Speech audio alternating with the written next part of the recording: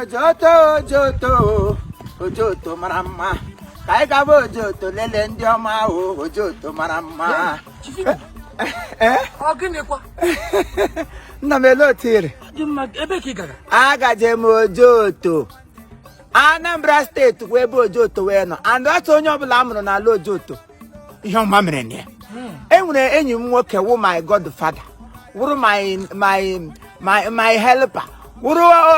Wụrụ my ancestor, wụrụ my diabolical conjugal bliss ya onye na-agozi ụmụ ogbenye. Aha ya wụ OFU-NWA NA OJOTO.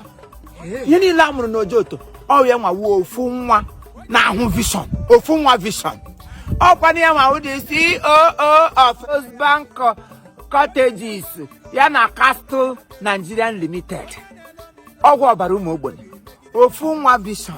Onye na-awụ ya ejide ote ya metụ ya n'aka ya mara na ụmụnne ya ha nwere hungry into their body. Echi m hụrụ ya n'ihi ala echi anyị gara child dedicate m hụrụ ya n'ihi ala. OFU-NWA amaghị aka na akpote were wa rap of ihe maka ọwa OFU-NWA ya werekwa n'ofu rap ihe nye m. Rap ihe wee nyere m echi aka m tọgbara ya sa mba gị ga-emeziri m ya rap anọ enweghị m ike ịta ego ụkwụ onye m jesi taa echi onye ọdọ mega ihe ya nye m one rap ma fọzie taa wụ birthday ya wụ 9th of November 2021 taa wụ birthday ya.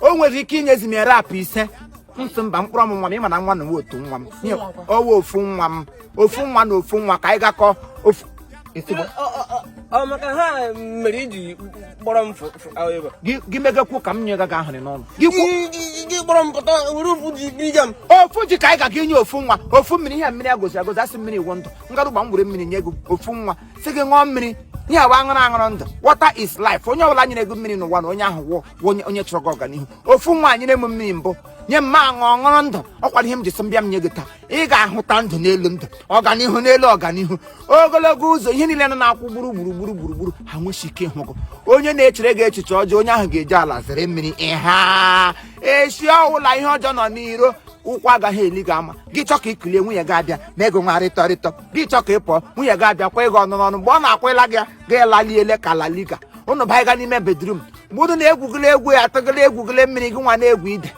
ihe ọjọọ agafeela mgbe gị nwetara onwe gị pụọ wọ Chineke ga na-ezuru gị ọka ebe i chetara ụmụ ogbenye ego m inyere m nga ndị metụkwara aka ka aga ngụ atapuore m ego OFU-NWA ịbaja n'ihe gị biko get ready for Chief Imo OFU-NWA OFU-NWA ofu ji ofu mmiri ya na n'ihe OFU-NWA na Ojoto ofu ezola ya ha ndị ofu Chukwu ka anyị na-efekwa bụrụ ahụ ofu ndị Igbo ihe niile ofu ndị iro ka ọ ga-efozi n'anya ịghọtago happy birthday sir long life and prosperity ebe ị na-echeta ụmụ ogbenye ọ ga-adịrị gị mma ndị Ojoto ka unu nwa aka nọ